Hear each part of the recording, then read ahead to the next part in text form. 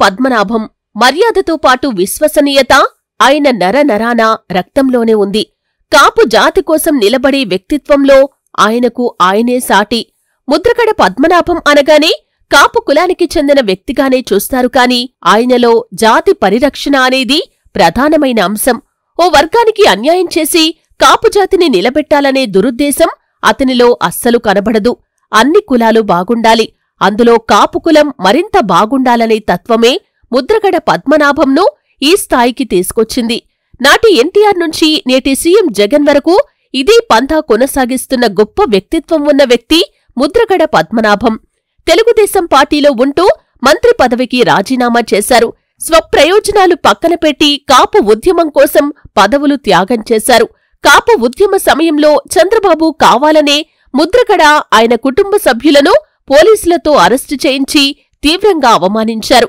దీంతో కాపుల్లో చంద్రబాబుపై తీవ్ర వ్యతిరేకత ఏర్పడింది. అప్పటినుంచి రాజకీయాలపై తటస్థంగానే ఉంటున్నా ఇటీవల జనసేన పార్టీలో చేరతారని వార్తలు వచ్చాయి. కుల రాజకీయాల క్రమంలో పొత్తులో ఉన్న చంద్రబాబు ముద్రగడ చేరకుండా అడ్డుకున్నారని, దీనికి నాదెండ్ల మనోహర్ సహకరించారనేది నగ్న సత్యం. తాడేపల్లిగూడెం సభలో పవన్ కళ్యాణ్ కాపు ఉద్యమ సారథులైన ముద్రగడ పద్మనాభం, చేగొండి హరిరామ జోగయ్యలను పరోక్షంగా కామెంట్ చేయటంపై కాపుల్లో తీవ్ర నిరసన వ్యక్తమైంది. కాపులకు అండదండగా ఉంటున్న వైసీపీలో చేరటంతో కొంత బలం చేకూరనుంది. ఉభయ గోదావరి జిల్లాల్లో సంఖ్యాబలంగా ఉన్న కాపులు అధికంగా ఉన్నారు.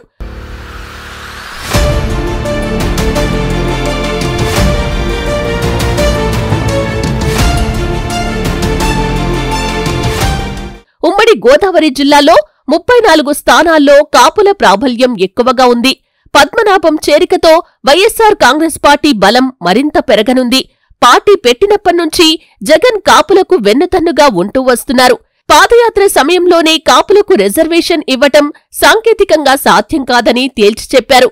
చంద్రబాబు రిజర్వేషన్ సాధ్యం కాదని తెలిసినా ఇస్తారని మోసం చేశారు. అలాగే కాపు నేస్తం అందించి కాపు సామాజిక వర్గంలో ఆర్థికంగా వెనుకబడిన వారికి చేయూతనిచ్చారు. అలాగే 2 ఎంపీ స్థానాలు, 19 ఎమ్మెల్యే స్థానాలను కాపు అభ్యర్థులకు కేటాయించారు సీఎం జగన్. కాపు నేస్తంతో ఎంతోమంది మహిళలకు సైతం ఆర్థికంగా బాసటగా నిలిచారు. చంద్రబాబు కుట్రలు వీళ్లు పసిగడతారని జోగయ్యను, పద్మనాభం లాంటి వారిని జనసేనలోకి రాకుండా చంద్రబాబు, మనోహర్ అడ్డుకున్నారు.